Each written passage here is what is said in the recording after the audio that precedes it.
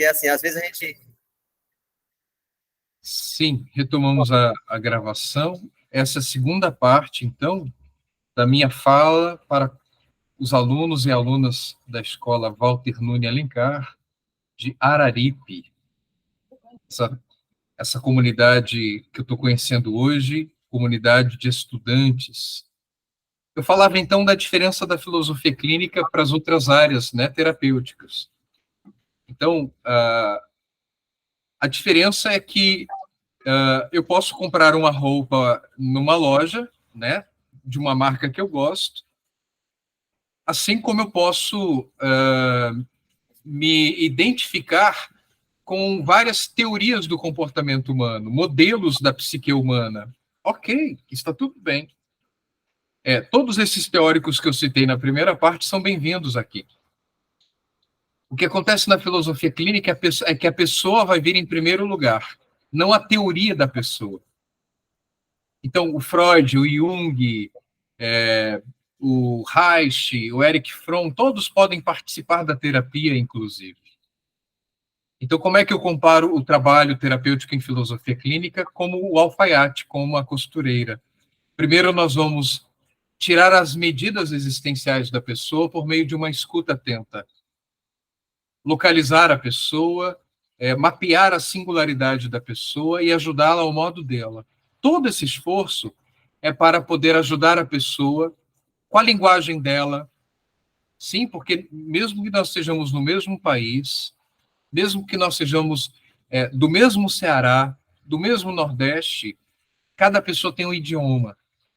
Tem pessoas, por exemplo, que não são verbais, mas elas falam por meio de uma tatuagem, de um piercing. Uma lágrima é um idioma, o silêncio é um idioma, um perfume é um idioma, o cuidado pode ser um idioma. De repente, uma pessoa diz assim, eu perdoei fulano, mas fulano nunca me pediu perdão. No entanto, ele fez vários gestos de cuidado, de ajuda, de visita. O cuidado pode ser uma linguagem existencial também. Então, a filosofia clínica é uma terapia existencial, ou seja, ela não está ligada à área da saúde. A saúde é uma dimensão da vida humana, mas a vida humana, a existência, tem muitas outras dimensões. Então, nós somos uma terapia artesanal, porque cada pessoa é única. Podem existir muitos Edilson Botelho, mas como este nosso amigo professor é único. Edilson, me cita 3 nomes de alunos, aleatoriamente.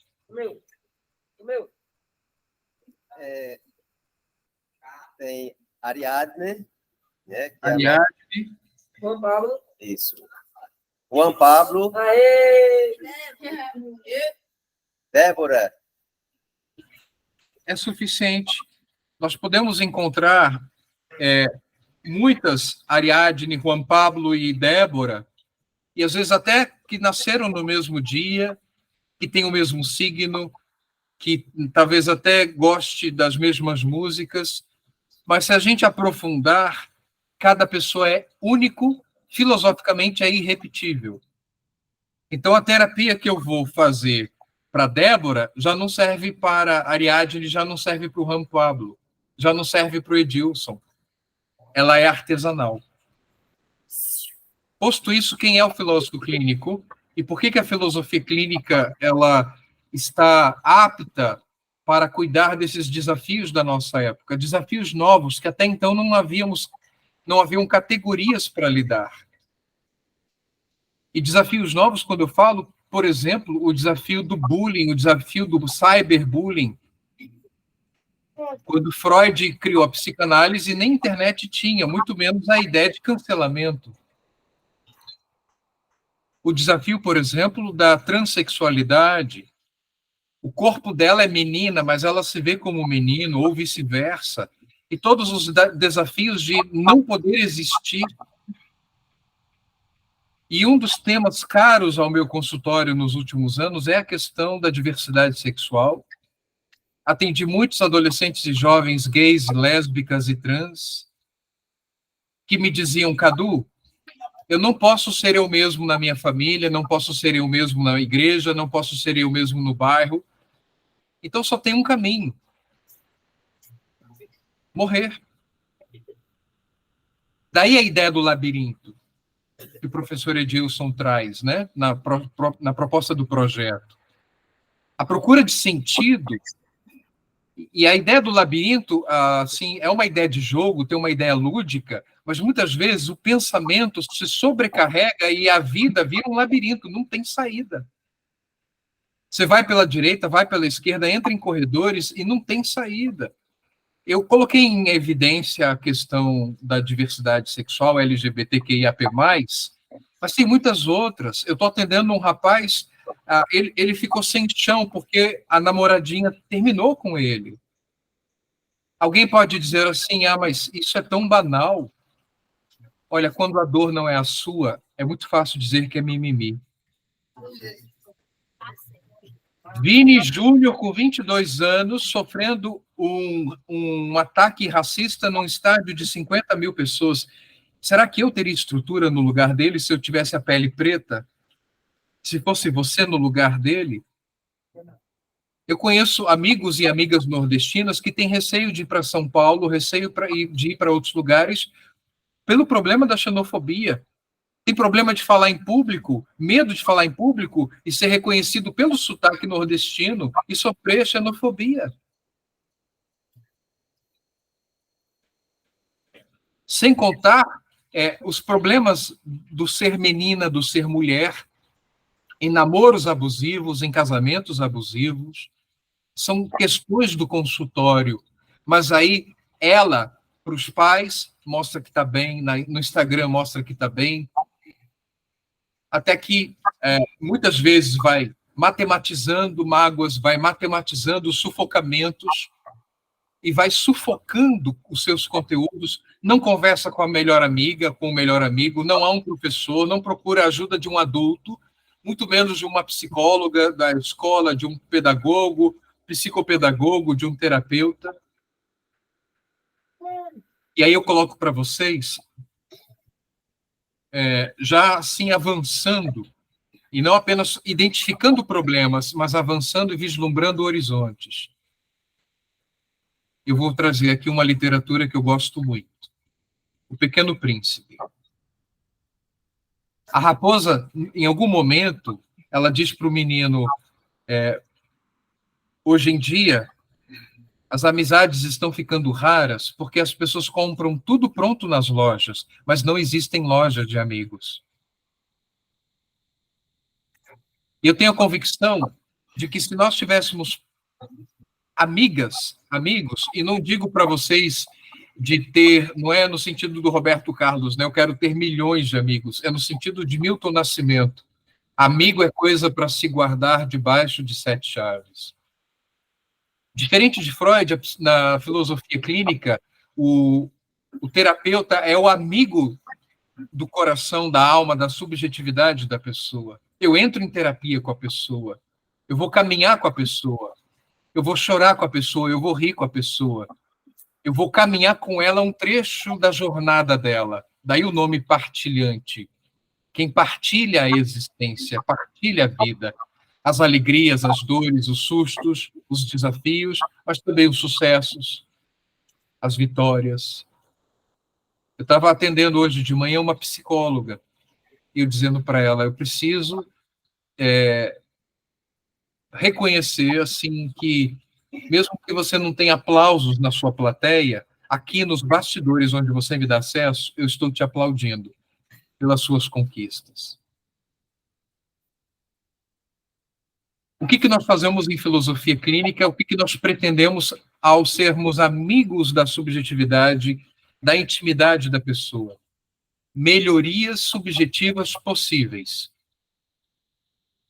Às vezes nós não vamos alcançar aquele ideal no planejamento clínico, mas alguns ajustes.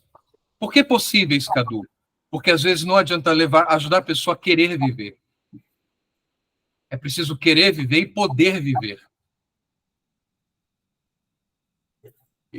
Eu falava com um amigo meu, que é homossexual, e ele me mandou a imagem de uma loja nos Estados Unidos, e tem uma parte da loja que tem produtos coloridos, produtos de arco-íris, do Rainbow. E aí alguém filmava um rapaz indo lá e destruindo tudo. E ele me falando todo o desconforto dele, né? Que algumas coisas nunca vão mudar, como o racismo, como a LGBTfobia. E eu falava para ele, é por isso que eu sou filósofo clínico, é por isso que eu sou ativista na fraternidade das amigas e dos amigos de Jesus. Que talvez a gente não mude o mundo inteiro, mas a gente crie ambientes aonde seja possível viver. Então, são 3 coisas, e aí eu vou finalizar minha fala dizendo, precisamos criar ambientes neste mundo de hostilidade, de inimizade, de violência e de agressão. Um mundo possível, onde as pessoas queiram viver, possam viver, e o mais bonito, conviver. Conviver, fraternidade, sororidade, coletividade, amizade. E eu quero terminar minha fala, minha exposição, com a fala do Clay, na série 13 Reasons Why, os 13 porquês, que foi um grande sucesso em 2017, trazendo o tema do suicídio, né, da Hannah Baker. Com certeza, alguns de vocês viram essa série. No final da primeira temporada, no último episódio, o Clay diz assim para o orientador educacional, nós precisamos rever a maneira como cuidamos uns dos outros. Repito, nós, família, escolas, igrejas, templos, bairros, políticos, sociedade como um todo, precisamos rever a maneira como cuidamos uns dos outros. Então, são essas provocações que eu trago dos bastidores para a sala de aula, para esse debate em filosofia. Muito obrigado, professor Edilson.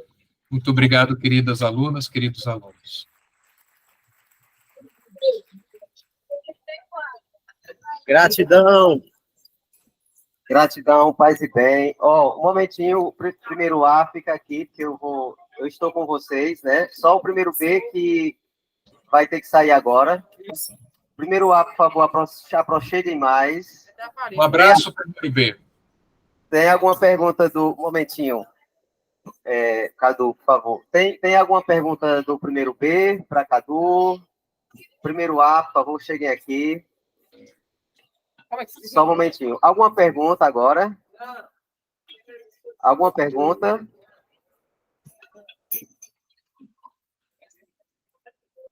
Cadu, muitíssimo grato e agradecido por nos oferecer esse momento de reflexão a partir do Logos, né? O Logos, a gente sabe que é o sentido, a razão, a palavra que cria, né? E, assim, foi uma experiência para nós um pouco...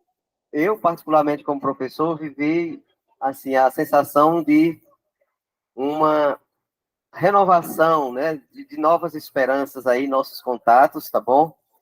E que a gente possa manter mais essa proximidade de partilha dos dons a partir do poder da fala, né, que é algo muito da clínica, do set filosófico clínico, né, a fala, a escuta. E aí eu queria, assim, que algum adolescente aqui conosco, para brilhantar esse momento, para a gente concluir, né, porque Cadu tem várias outras, tem outras ocupações daqui a pouquinho, ele só nos deu mais 10 minutos, que já só faltam 6 minutos. Então, tem alguma pergunta de vocês, assim, sobre a questão da existência do vazio, daquela falta de, sei lá, talvez de sentido que você possa estar aqui compartilhando? Tem alguém aqui? Eu faço um convite, Edilson, enquanto alguém se manifesta, por favor. E quem quiser conhecer o meu trabalho no Instagram, a minha página é Cadu Pensando Alto. A ideia do pensar alto evoca a filosofia e evoca a partilha, né? A expressividade. Então, vocês podem procurar lá o Cadu Pensando Alto. E o meu trabalho de inclusão, inspirado na ética de Jesus de Nazaré, sem vínculos com religião alguma, com igreja alguma, apenas Jesus como uma inspiração na luta pelos direitos humanos, Jesus como inspiração da amizade, porque ele se mostrou um grande amigo. Você pode procurar lá no Instagram Fraternidade dos Amigos de Jesus. Uma página colorida de inclusão, de luta contra o racismo, pelo direito dos indígenas, contra a xenofobia, contra a LGBTfobia e pela causa ecológica também. Nós estamos lá ajudando a criar ambientes onde as pessoas queiram viver, possam viver e conviver.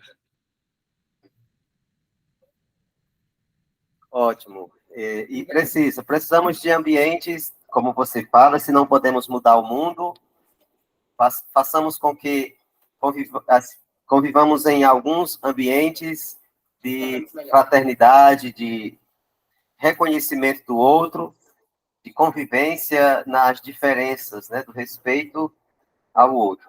Então, são esses ambientes filosóficos, que a gente pode dizer, né? Você falava brincando, mas isso tem um fundo de verdade, que a minha dor é uma dor filosófica. Eu achei bonito esses termos assim, né? Esse termo. Mas a dor filosófica, ela é inquietante, realmente. Ela incomoda, faz a gente se mexer da cadeira, né? E às vezes, uma inquietação que muitos talvez não percebam, olha para a gente e diz assim, você tem uma calma, né? Mas aquilo ali é só pela superfície, né? Porque na parte profunda do oceano tem as correntes que às vezes faz mexer com aquilo que está parado e até de alguma forma confortável numa zona de conforto. Mas a gente vive nesse momento de adrenalina emocional, à procura de quem sabe, né, de uma síntese na dialética da vida. Entre o sim e o não, temos que encontrar algo que possa oferecer alternativas de consenso, né? E aí, enfim, nesse mundo de guerra que a gente vive hoje, de muitos refugiados, imagina, viu?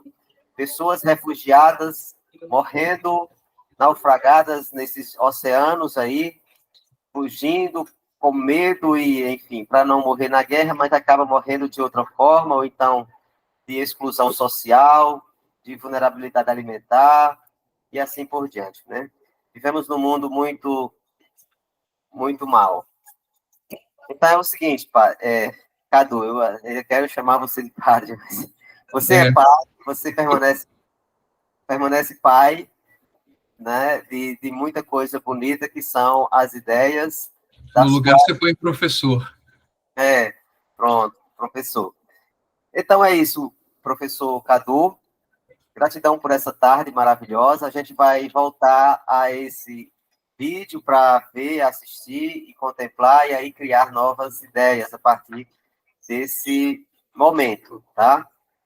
Só lembrando, Edilson, que no livro do Cavalo Marinho ao Beija-Flor e nos fascículos que você adquiriu, né, que são recortes do livro, sim, a ideia é não ver a dor como algo feio, mas como parte da vida e que podemos conversar com a dor, aprender com a dor e sermos amigos de nossas dores e evoluir com ela. Então, essa é a proposta. A dor que processada pode vir a ser dom. ótimo. Isso. Claro, a gente vai trabalhar aqueles fascículos em alguns momentos nas aulas, porque ele está muito didático, ele está muito, assim, palatável, como diz as nossas compreensões, né? Enfim, filosofia não precisa ser complexa, muito, sabe, rígida. A filosofia também ela tem esse lado simples e que nos convida a esse encontro consigo mesmo, né? E os seus fascículos e o livro também online, eu convido aos meninos também a ler. que é a sua experiência contada ali, a experiência de vida e superação, né? Portanto, a gente já pode caminhar para um momento final desse encontro, e se alguém quer falar alguma coisa, pode falar, e aí a gente quer só quer agradecer de coração, uma salva de palmas, né, para o Padre Cadu. Aqui nós temos meninos, os nossos estudantes do curso de informática. Eu convido vocês aqui só para a gente fechar aqui nosso próximo da tela, para a gente para Cadu tirar uma foto para a gente postar no vídeo, tá bom? Venham aqui, por favor. Venham aqui, aproximem, viu? Cheguem para cá, não tenham vergonha. Aqui é o afeto, o carinho de ser professor. É essa proximidade, viu? Esse momento que esses adolescentes nos motivam a viver até, né? A gente tá meio assim fraco, aí quando olha para um adolescente, às vezes traquino, não tem aquele adolescente traquino, ele também nos ensina, ele como diz, nos ensina a viver essa dimensão da energia positiva da vida, tá? E aí, olha que gente linda aqui, né? Só eu que tô feio aqui, mas enfim, é o jeito. Não tem como tirar, só a careca aqui brilhando. Mas vamos lá. Você está no notebook ou no celular aí? No notebook. Pede para alguém fazer um print da tela. Pronto. Um momento. Deixa eu. Segura aqui. Pronto. Pessoal, espero vocês lá. Meu Instagram é Cadu Pensando Alto. Contem com a minha amizade. Qualquer coisa a gente se fala lá no direct, tá bem? Ok, meu pai. Um abraço, pessoal. Abraço. Um momentinho, Cadu. Um abraço. Deixa eu tirar aqui a foto, viu? Pronto. Deixa eu ver. Acho que já tirou aqui. Como dizem os orientais, namastê. Como diz a Bahia, axé. Namastê. Eita, isso é a minha cara, viu? Namastê. Eu acho Namastê e axé. Namastê. Pronto, tiramos aqui. Gratidão, gratidão. Um abraço, meus queridos, minhas queridas. Até a próxima. Gratidão, Cadu.